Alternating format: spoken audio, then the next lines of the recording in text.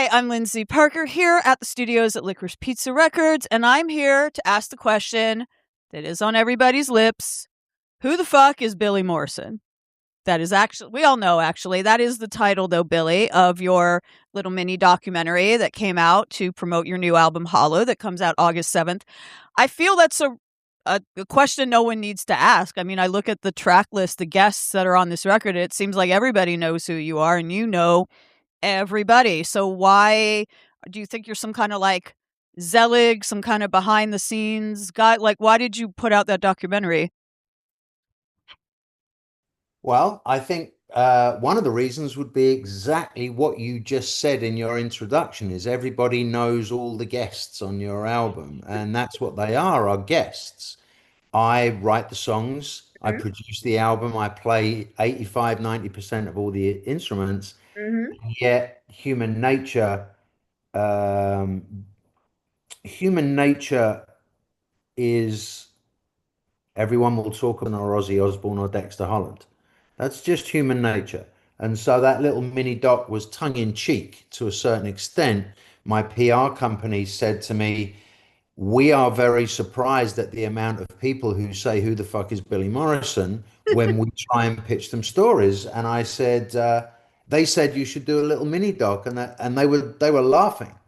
But that is obviously the wrong thing to say to me because I will actually go ahead and call Duff McKagan and Be Real and Nuno and Al, and we'll make a little tongue-in-cheek mini documentary. So that's really what it was. Yes, I know a lot of famous people. If I worked in the bank, I could probably introduce you to the CEO of Chase. I don't work in a bank, I work in the music business. So naturally, the people in my Rolodex are the people that everyone wants to talk about. Well, you know, spoiler alert, I will get into some of the people on your record, but I do also want to talk about for people who don't know who the fuck you are. I imagine most people watching this will, but obviously you have worked. I think it's been 16 years that you've been playing with Billy Idol, who has actually come to Licorice Pizza. You've obviously worked with The Cult, Camp Freddy. I used to listen to you also in Indie 103.1. I miss that station so much. We're All Machines. Obviously, you had a long-standing personal and professional relationship with Ozzy Osbourne. So it kind of surprises me that you said when your publicist is trying to pitch the album Hollow or anything else, the art you're doing, we can get into the fine art you do, that you still would get that reaction. Because I feel you're a household name, to be honest. Well, I appreciate it and thank you. But the thing is, what we are all, yourself included, fighting against is mainstream because, clearly, pink hair and Adam and the Ants t-shirt, you're into rock and roll. I understand that in the rock circles, people may know who Billy Morrison is. But just to articulate that further, all you've got to do is look at the Rock and Roll Hall of Fame or the Grammys or anything like that to understand just how minimal rock and roll, rock, heavy rock, metal is represented. And Yeah. so I don't think they were struggling against, any of those heavy metal blogs that we know and love.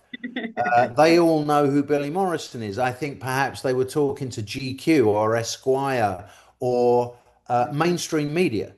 And, I don't think it's just me that could make a documentary who the fuck is. I think most people in rock bands ask Corey Taylor, who makes a living wearing a mask, I if mean, if really? in certain circles he would need to make a documentary entitled "Who the fuck is Corey Taylor?" I think he would also say, "Yeah, I could do with that." Well, a lot, like I said, a lot of people know who you are, and people watching this, if they don't already know, they're going to know by the end of this interview because there's so much to talk about. Because, like I said, you've played with all these different people. You also have a new album, solo album, Hollow, coming out August 7th. You do fine art. You are an acclaimed artist, and I mean, basically, you're a workaholic. You say that actually in the doc that you never take a day off. You don't like to rest, and I thought it was interesting that you said something to the effect of the reason for your workaholism is making up for lost time, because for many years, and I don't know how much you want to get into it, but when you were struggling with addiction or maybe some other things in your life, you weren't being as productive, and you feel like you're trying to make up for that. Do you still feel that way?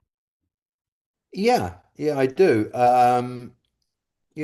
Firstly, I want to clarify, I'm not trying to be Taylor Swift here. I'm not trying to carve out a huge solo career for myself. I am making music and putting out solo records because I love making music and I am able, luckily, to put them out. I have a record deal that doesn't force me to be someone I'm not, and I am able to make music in whatever genre I want to make it in that turns me on, and that leads to an honest, authentic album. And if any one person other than me likes that album, I'm a success. I'm not trying to be a huge solo artist. Having said that, I clearly am a creative person that had his, or not had his creativity stifled, but chose to stifle his creativity for a couple of decades with heroin and cocaine. And so, just for me, I am playing catch up. I am making up for lost time. I am exercising the creative demons that most people exercise when they're 25. Well, I understand that when you got into drugs, you were quite young, 14, right? So I guess the plus side would be you were still pretty young once you got past that. You still had plenty of productive, good career years in front of you. You know, you were still in your 20s or maybe early 30s at that point. Yes and no. Most of my peers, and you can take any of them that have written a book. You can take Nikki Sixx, Dave Navarro, Anthony Kiedis. They've all written a book. And all of them without exception, formed a band in high school, wrote some songs, got signed, sold a few million records, bought the house, put some money in the bank, and then started shooting heroin or smoking cocaine or whatever they did.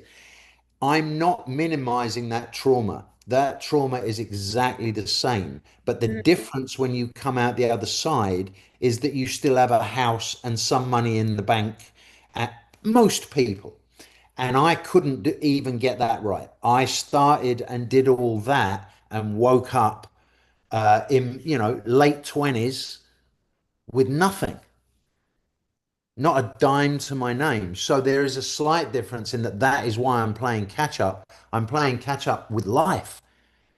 I am trying to create intellectual property that will provide me with, not that intellectual property really provides anyone with much money these days, but there is a retirement to think of. There is, forget all the finance. There is a creative fire that burns inside any creative person that needs to be extinguished. And I just woke up later than most and had this fire burning. And so here's the product, I guess, of that late bloom. And the title track of Hollow, an opening track, is it about kind of your that epiphany or that rock bottom moment? I believe you were homeless. Maybe it's referring to that time, or It's a song about being homeless. It's a song about very, very personal. I have, look, I was homeless for a long time, a couple of years. oh wow, And I have experienced people stepping over my body on the sidewalk and looking at me with disgust and judgment. I have experienced that. I have experienced begging for dimes. wow. Okay. And so,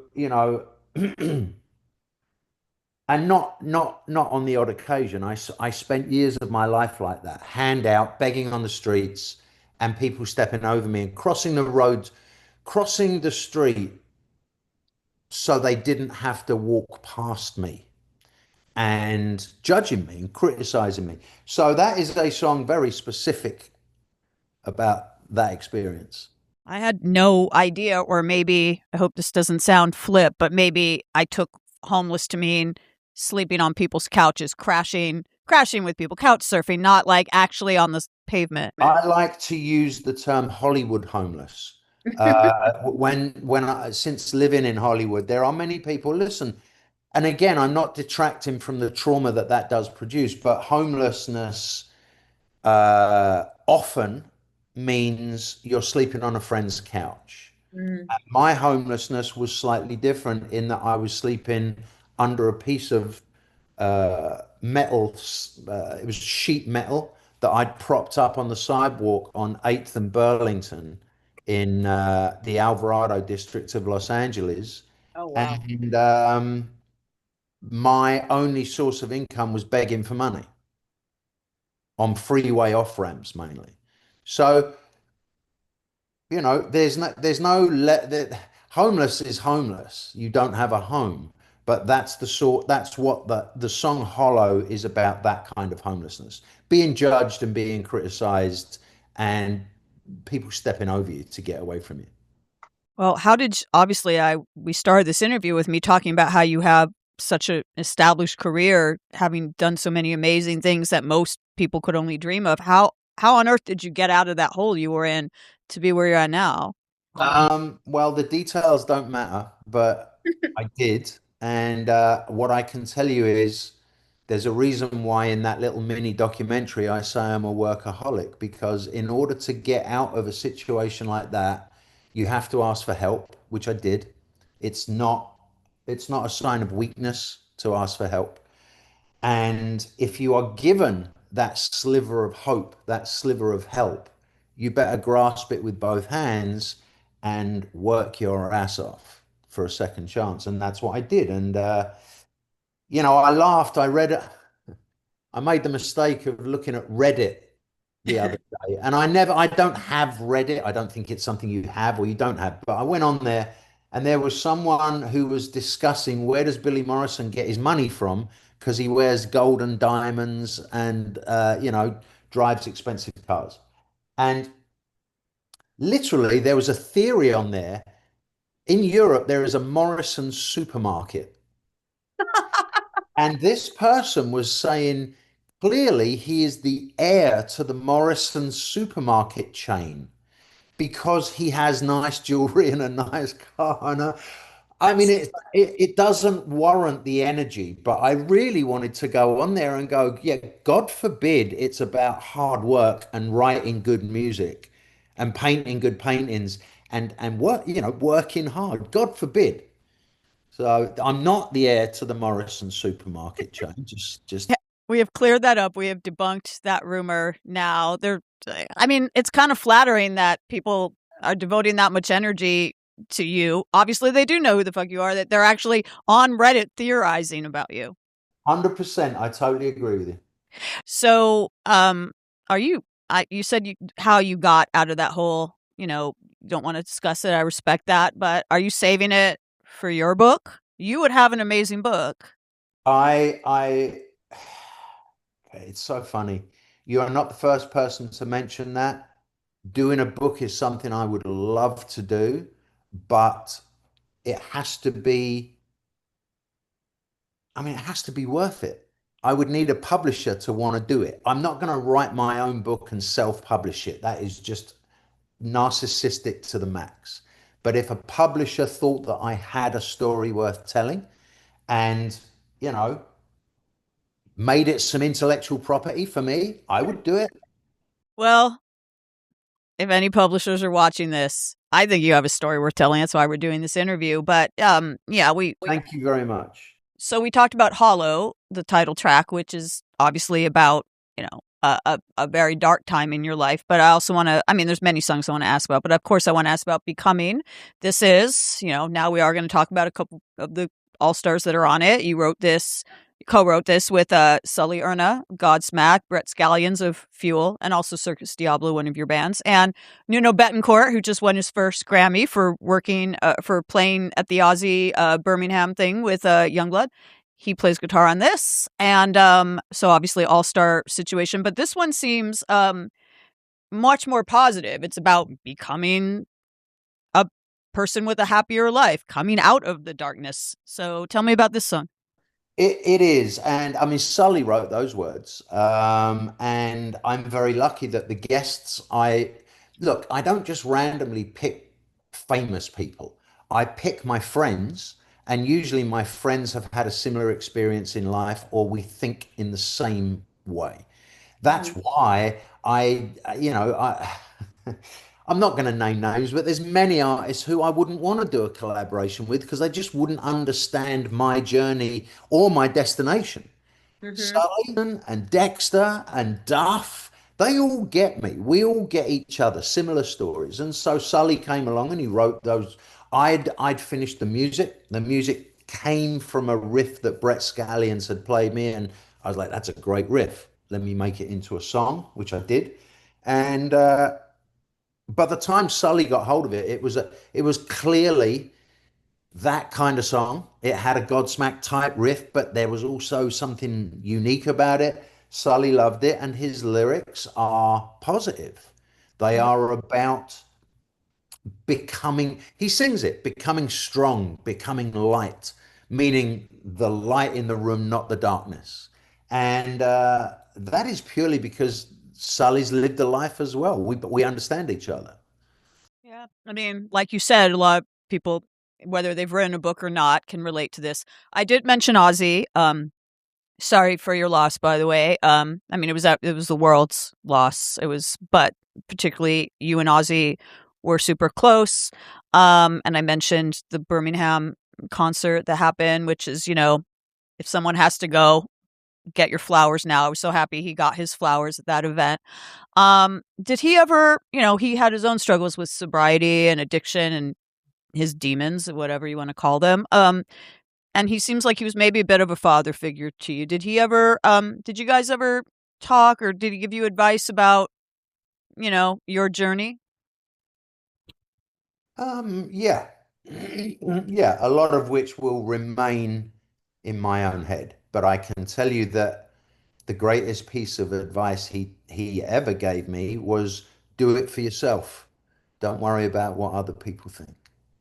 And I've stuck to that. That's why I would hope, Lindsay, I would hope the reason we're talking is because I have produced another album that I did for myself, not for other people. And that gives it an authenticity and an honesty that Ozzy taught me about.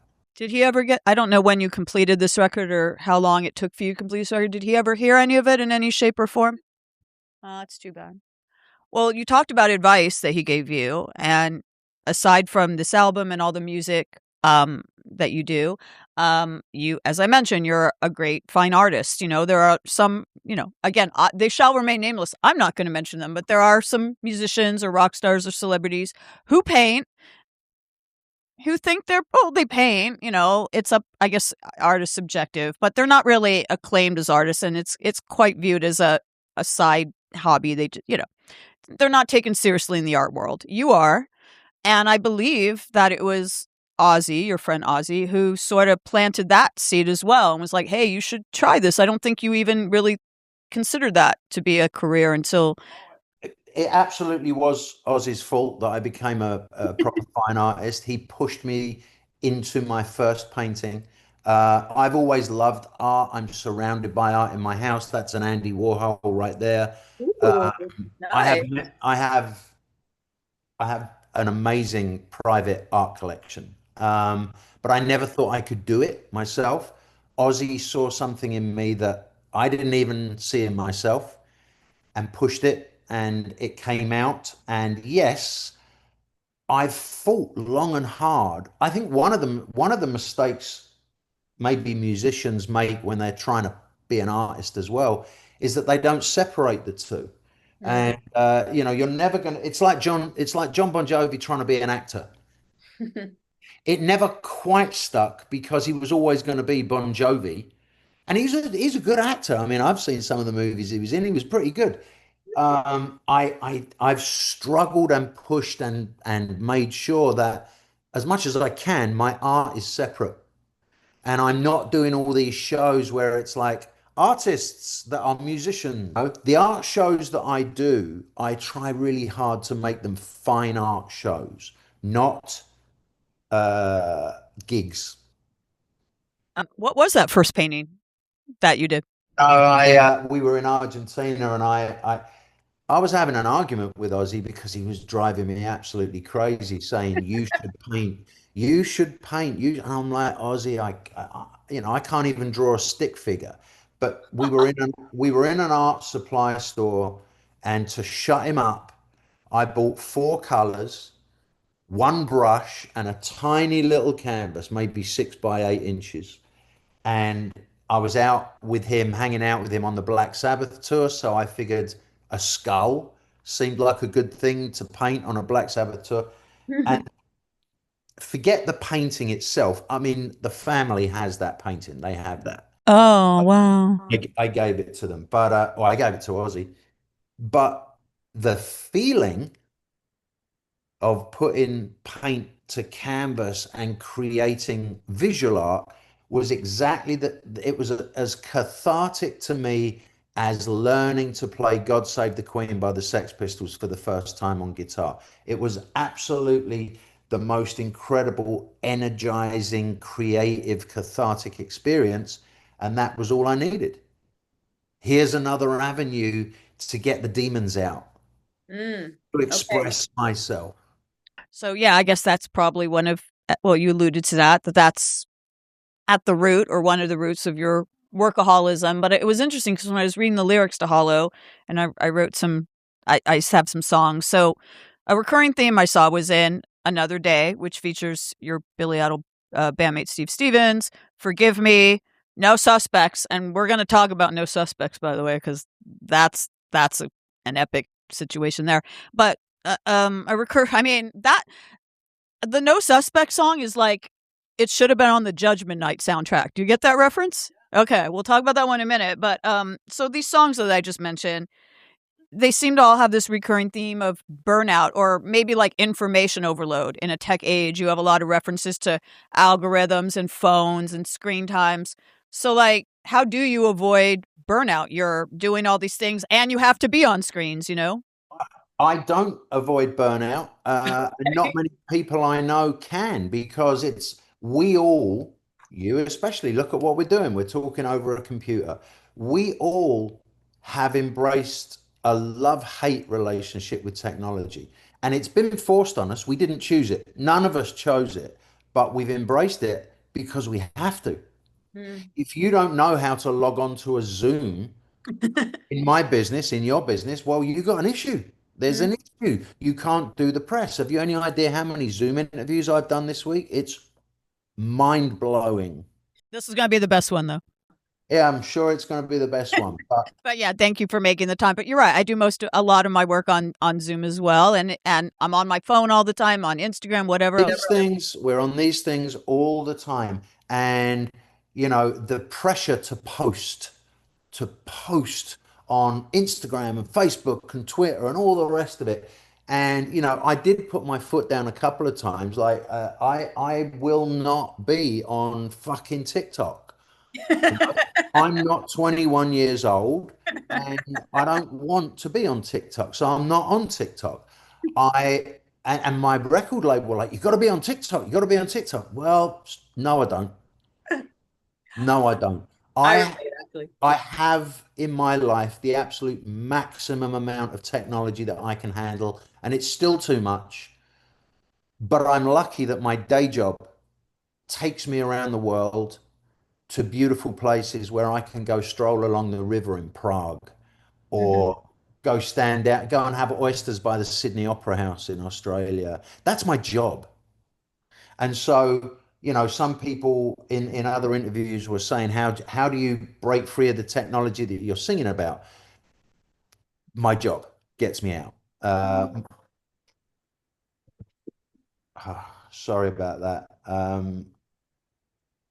So I do sing about it a lot because I think it needs to be sung about. I think we need to, even though we all embrace it, I think we need to be aware that the algorithm is coming to get us, kind of thing. Do you know what I mean? I mean, there's medical studies or scientific studies about it, how it affects your brain, particularly young people. At least we grew up at a time when we didn't grow up with phones attached to our heads, attached to our faces. We came into it as adults, or even it's not good physically. You get tech neck. We used to. I know this probably dates me, but and I'm actually not talking from personal memory because I don't have the memories. But people will talk about how we used to go down to the river and throw logs into the stream for amusement and go for playing in the woods. That's what kids used to do. Now it's a shocker if kids leave the house.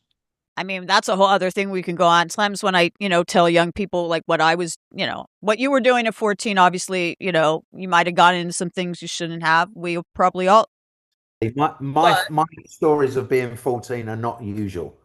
but, just talking about even really, the fact that I was going to clubs or concerts by myself as a teenager or, walking to school as a kid or whatever. And obviously the pandemic didn't help things with a lot of young people having to use technology even just to go to school or whatever. But yeah, I thought it was an interesting thing that you brought up as a I just really feel that you can sing about something or write about something in a song from a subjective point of view, meaning I'm on the outside looking in. It doesn't necessarily mean that I'm losing my mind because of all the technology, even though it does get to me at times, but I can observe the world. I do watch the news. I do open my eyes when I'm out and about, and I can see what technology is doing to us.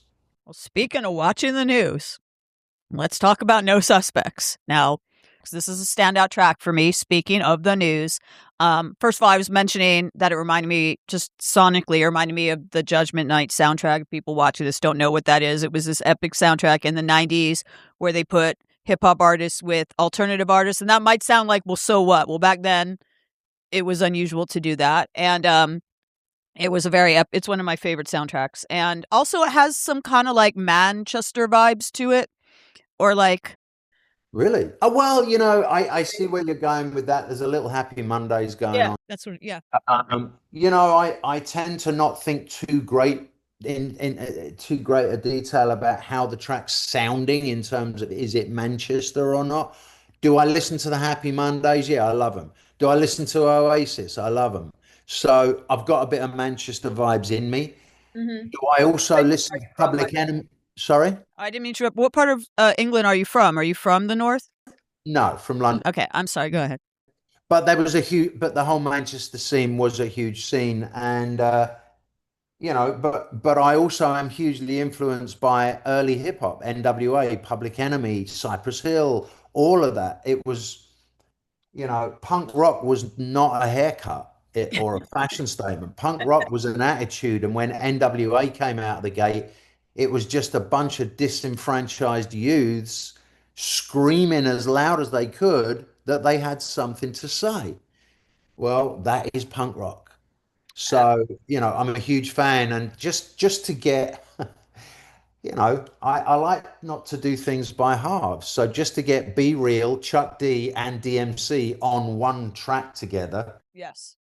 I Just to clarify for anyone who thinks they're on separate tracks, no, those three legends, Be Real, Chuck D, and DMC, Daryl from Run DMC, are all on the same track. No Suspects. You were mentioning the news. I mean, is it safe to say it's the most political or socio-political commentary type track on Hollow?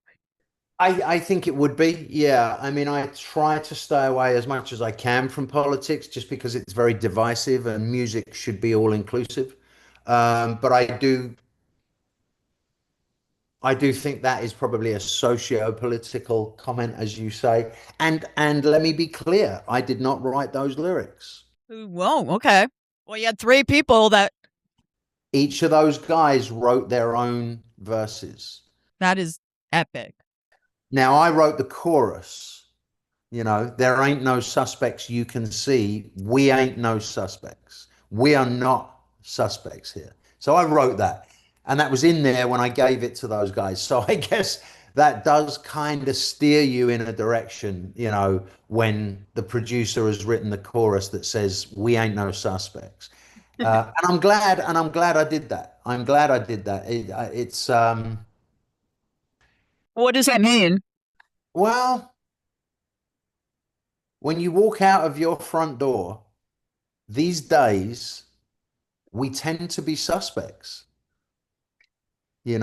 Innocent until proven guilty is a phrase that is getting watered down every day with what I see on the news, with what my friends go through, with what we are demonstrating against as a nation. And the concept of feeling like a suspect when you are innocent is mind blowing. But that is becoming more and more the reality for so many people in this country. Did And and my guys on that song translated that perfectly. did you just give them carte blanche, say, hey, write whatever you want and I'll put it on the track? Yeah. Listen, you don't ask Chuck D or Be Real to be on a song and then go, but I need you to say this, you know? Yeah. I'm asking like, Daryl DMC, he's Rock and Roll Hall of Fame. I'm asking a Rock and Roll Hall of Famer to do something. I let them do what they want. Yeah, and Chuck as well. So I truly think that when you ask these people to be on your record, you are asking them for their experience and their journey and their voice. And you don't want to then sit and go, no, no, no, no, no. You don't want to do that. You want to do this. I thank you for being on my track. I like what you said about hip hop being punk rock or having ties, similarities to punk rock, because you mentioned the Rock and Roll Hall of Fame. Billy Idol's getting in, which is well deserved. And two of those hip hop artists you mentioned are in, but there are some people that when Public Enemy or Run DMC or Outkast or Wu Tang Clan or whoever, Missy Elliott gets into the Rock and Roll Hall of Fame, they don't like that because they think they have a very limited idea of what rock is. I don't agree with that. I feel like it's the spirit of it and the fact that it all goes back to the blues at the end of the day for me. Yeah, I mean, I don't think it's about, I think what makes it a mockery is the people that aren't in it. Yep. I don't think it's a genre thing. I think people start asking questions or getting pissed off when they see so and so that's in it and so's not. Yeah. Like the fact that it took Billy this long to get in. Are you fucking kidding me? The guy's a legend, and he's in, and deservedly so. But there's a lot of people that you look at and go, what? Like sometimes the decision making process doesn't make sense. And I don't think it's a genre thing. I think it's that decision making process that's in question. I absolutely agree. I voted for Billy both times, and I absolutely agree that he should have not only got in on his first try on the ballot, but many years ago. I'm happy he's getting in. I did interview Steve Stevens recently, and I was asking him about what we could expect from Billy's induction in November. And he, obviously there's stuff he can't say or doesn't know, but he did say it was very important that in the live performance that all of Billy's longtime band members would be part of the thing. That was very important. So I assume you're going to be there. I will be there, yeah, and that actually that encapsulates everything that is wonderful about being in Billy Idol's band because Billy is an old punk rocker Mhm. that comes from the concept of a band. We are a band, and for Steve to say that just reinforces why I've been in the band for 17, 18 years because it's a band, and Billy takes that seriously, and it is, I'm super grateful. I don't take it for granted, but yeah, it looks like what they're saying is true. That it is super important for the band to be there. Do you have any idea, or if not ideas, hopes of what songs you'll perform? Because obviously you only get two to four. I don't know, and I don't care. I'm just going to be there. I'm going to be there with my friends, and I'm going to support my friend. Billy and Steve are getting inducted. I don't give a shit what we're playing. Let's get back to you. So we were talking about like socio-political songs. So there's definitely one other one that raised my eyebrow that I wanted to ask about, which is "Devil in Your Eyes." Who's that about? Who's the devil? Um, I really think some things are best left unspoken. You are a mystery, Billy Morrison. One of the things that is wonderful about music is that it can also be as subjective as visual art, which means there are many great rock songs where we have all gone for decades thinking it's about one thing, and it's actually not. And I think "Devil in Your Eyes" is just one of those songs that we all have that person in our life. So why don't we apply that song to whoever yours is? What are some songs you've done? It doesn't necessarily have to be songs. One of the misunderstandings about you is someone thinks you're like a supermarket heir. We cleared that one up. But what are what are some other misunderstandings about what it could be about your own music, or it could be about the mythology surrounding you? I'll Oh, give I you try. I try really hard not to hear them because it's just all bullshit. But ah,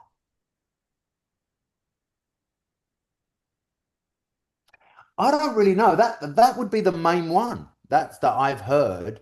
Um, I guess I get accepted for the most part for who I am and what I do. Certainly in this town and with my peers, I think it's safe to say that most people are cool with me. Normally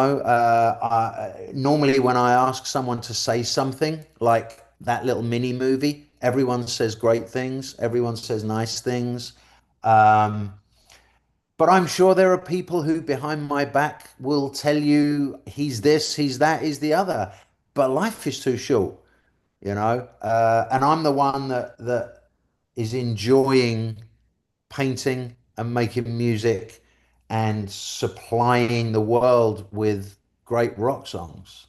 I think I know you're not on TikTok, but if you ever were to join it, I think it would be some excellent trolling. If next time you're in England or something, you go visit one of those Morrison supermarkets and I don't know, take a little tour like you own the place and but if people are creating rumors about you, you're doing something right. Um, in terms of, we started this interview sort of talking about you asking for help and getting out of the dark place you were in. And I've seen some of the above ground shows that you and your friend Dave Navarro have done.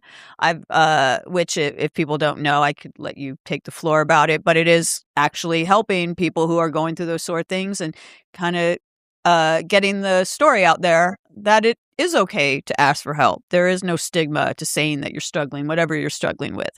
I was wondering if you have it's an annual thing and you always do one album, one or two albums in their entirety. I know you did Kings of the Wild Frontier once. That was amazing. I'm so curious. Do you have anyone planned and what other albums are on your short list of ones you would cover front to back? Well, I think that the above ground charity is a wonderful thing that we have. We're not doing one this year. Um, it's just with the Rock and Roll Hall of Fame with Billy and Dave's on his own path, and it's not right for us to do it this year. But the concept is, as you say, we play two albums that you can't hear anymore, played live in their entirety, and we perform them not in a cover band way, but in a recreation way. We take great pride in playing them properly, and we've done Nevermind the Bollocks. I mean, to be honest, that was the pinnacle for me. I got to play Nevermind the Bollocks from front to back, and it sounded exactly like the record. It was great. And so anything else is bonus. We did Ziggy Stardust, we did the Velvet Underground, we did Transformer. Um, but hey, we can go to the Clash first album. We did the New York Dolls, we did an Iggy. It's been a good ride so far. But I mean, look, think of all those classic albums. There's plenty for us to do if and when we get together again and do another. But to wrap up with the above ground stuff, like how did that charity start, or like if you know, or it doesn't have to necessarily be that, but I know you like to give back, and you know, because you're grateful for people helping you when you needed help. 100%, 100%. I mean, I think at some point in anyone's career, you have to stop and look around and go, I'm really lucky, and I want to give back in some way. And my story is my story, and I think I've been put on this earth to try and help people not die. And if you can if you can hear the message from someone like Navarro or myself that it is okay to ask for help, you're not, you know, we get led down this path and they use that expression, you're a pussy, or throw them in the army, that'll sort them out. Mm. And it doesn't. It just kills people. It kills people because they just go inwards and they feel like they are not able to get the help that is out there. The help is available these days. So it started because we lost Chester and we lost Scott Weiland and we lost Chris Cornell, and like they were dropping like flies. And Dave and I were enough's enough. We have to try and at least make a noise. We're not trying to raise millions of dollars, although money is needed in those arenas. We're just trying to use our voice to say it's okay if you are feeling trauma, PTSD, depression, anxiety, ADHD, all of that. You're not alone. You're not a weirdo. And there are plenty of resources that we can help you with. Um, just let us help you. So that's what that charity is, and hopefully we'll be able to do one next year. Did you you said, you know, you're in the business, or that charity is in the business of helping people not die. Did you, sorry if this is a dark question, but like, did you think you'd be, you know, still not just alive, but thriving and doing stuff? Or did you think you were going to die before you were 30, or, you know, that cliche? Or did you expect you to have, Of you know, course, I didn't think I was going to be alive. I would absolutely thought I'd be dead before I was 30. 100%. I mean, I was shooting heroin in my neck. I've been shot. I've been stabbed. Of course, I thought I was going to die, and I didn't give a shit. Mm. I didn't care. Um, or at least I thought I didn't care. And there was absolutely no thought whatsoever of living, let alone having a career, let alone, God forbid, being somewhat happy. There's a whole other trick to life, which is be happy. We're not just existing. There is enough out there if we look for it and find it and work hard for it that actually makes life worth living. But it's very hard to see that when you're shooting heroin in your neck and you're homeless and the cops are trying to lock you up every 5 seconds. It's not easy, but it is there. And so that's my purpose, is to try and not worry about talking about it in interviews. I'm not shy about it because I am living proof that it's possible. Well, I'm so happy. I mean, your story is so inspiring. And you're doing all these things. I'm doing all these things. All these things. You have the Hollow album coming out. You're doing your art. You're going to be, you know, you're playing with all these people. You're going to be at the Rock and Roll Hall of Fame, playing we don't know what, but it's going to be great. Is there, now that you have this, well, you've had this lease on life for a while, but now you've had what you've called a second chance. Like, what else do you want to do while you're with your life? Oh, I would love to do a major motion picture. Oh. I'd love, I love acting. I've done a bunch of independent movies, and it's fun. I love it. And again, I'm not trying to be Brad Pitt or Johnny Depp, even though Johnny Depp's now a cool rock and roll guitar player as well. Like he did it well. I would love to. I love acting. It's another cathartic experience where you can let go, become someone else, get the demons out, and yeah, I've done a bunch, but I'd love to do like a McG action movie or something like that. I'd love to do that. I was going to ask if you wanted to combine the acting on the rock and do like some epic rock opera, like make your own Tommy Hell every no, wall. no, no, no. No, I want to be in a Guy Ritchie, Jason Statham movie. One of those. They're great. They're my favorite type. Let's put it out there, Guy. If Jason, if you're watching, you never know. And Jason, give me a call, mate. You never know because your life has turned out in wonderful ways that you didn't probably imagine. Tag Jason Statham. That's all I'm going to say. All right. Well, you got to start here with Licorice Pizza, but we'll try to put it out there. And in the meantime, congratulations on the album, on your just the fact that you're thriving, on your mental health, on your sobriety, on the Rock and Roll Hall of Fame, and everything else. I'll see you at the hall. And thank you for virtually joining me here at Licorice Pizza. Thank you very much for having me, Lyndsey, and thank you for supporting it. Absolutely. You have yourself a great day.